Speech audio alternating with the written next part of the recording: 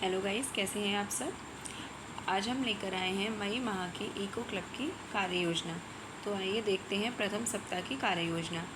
विद्यालय का नाम, दिनांक 3 मई 2025। आज दिनांक 3 मई 2025 को हरित शिक्षक ने eco club mission for life activities की theme adopt a healthy lifestyle के अंतर्गत छात्रों को स्वस्थ जीवन शैली अपनाने के विषय में जानकारी दी।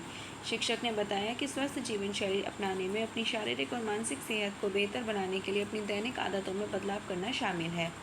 स्वस्थ जीवन शैली अपनाने के लिए प्रमुख पहलुओं पर ध्यान देना आवश्यक है। आहार, संपूर्ण खाद्य पदार्थों यथा फलों, सब्जियों, साबुत अनाज, कम वसा वाले प्रोटीन और स्वस्थ वसा को प्राथमिकता दें। दिन भर खूब पानी पिएं। प्रसंस्कृत खाद्य पदार्थ और चीनी का सेवन सीमित मात्रा में करें। व्यायाम, सप्ताह के अधिकांश दिनों में कम से कम 30 मिनट तक मध्यम तीव्रता वाला व्यायाम करने का लक्ष्य रखें। अपनी पसंद की शारीरिक गतिविधियां करें। दिन भर बैठने से ब्रेक लें और नियमित रूप से चलते रहें। नींद, प्रति रात्रि 7 से 9 घंटे की पर्याप्त नींद का लक्ष्य रखें। प्रत्येक दिन एक ही समय पर सोएं और जागें। सोने से पहले गुनगुने पानी से पैर धोएं, किताबें पढ़ें या ध्यान लगाएं। तनाव प्रबंधन, ध्यान और जागरूकता का अभ्यास करें। अपने शौक और गतिविधियों में शामिल हों जिनका आपको आनंद आता है। परिवार और मित्रों के साथ समय बिताएं।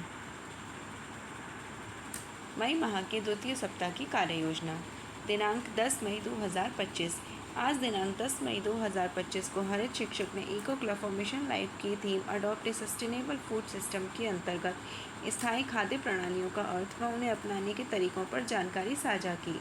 हरित शिक्षक ने छात्रों को बताया कि स्थायी खाद्य प्रणालियां अपनाने का अर्थ भोजन के उत्पादन, वितरण और उपभोग की ऐसी प्रणाली का उपयोग करना है जो पर्यावरण के लिए सुरक्षित व सामाजिक रूप से न्याय संगत और आर्थिक रूप से व्यवहार्य हो।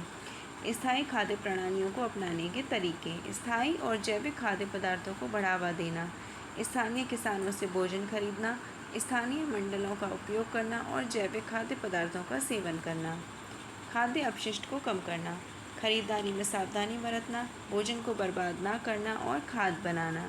आहार में बदलाव करना, पशु आधारित भोजन की जगह पौधे आधारित भोजन खाना और मांस के सेवन को कम करना।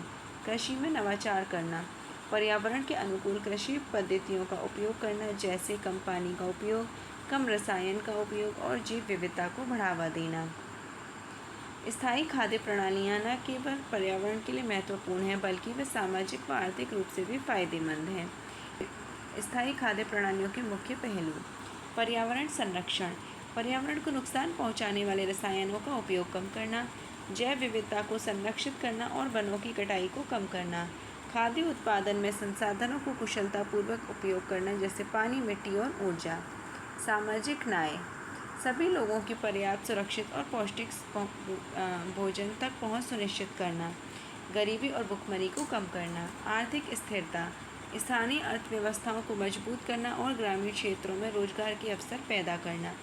खाद्य उत्पादन को लाभदायक बनाना और टिकाऊ व्यवसाय मॉडल को बढ़ावा देना।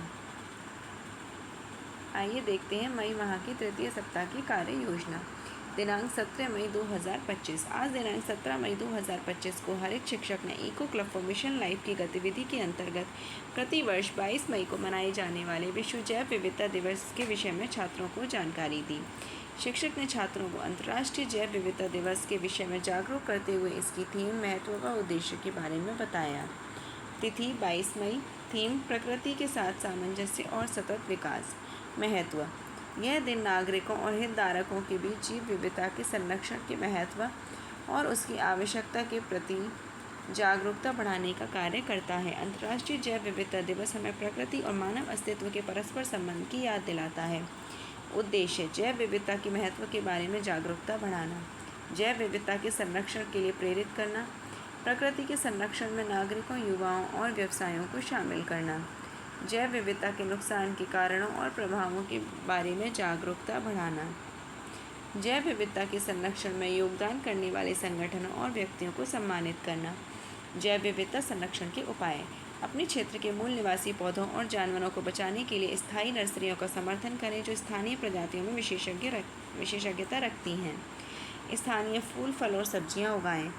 जंगलों को काटने से रोकने से हम कई प्रजातियों के आवास को बचा सकते हैं। राष्ट्रीय उद्यान और वन्य जीव अभयारण्यों जैसे संरक्षित क्षेत्रों को स्थापित करके हम कुछ महत्वपूर्ण प्रजातियों को बचा सकते हैं। लोगों को जैव विविधता के महत्व के बारे में जानकारी देकर हम उन्हें इसे बचाने में मदद करने के लिए प्रेरित कर सकते हैं। गाइस, अगर आपको हमारी वीडियो पसंद आई हो तो प्लीज़ हम कीजिएगा, वीडियो को लाइक कीजिएगा और हमारी वीडियोस को आगे भी शेयर कीजिएगा। Thank you. Like, comment, and subscribe.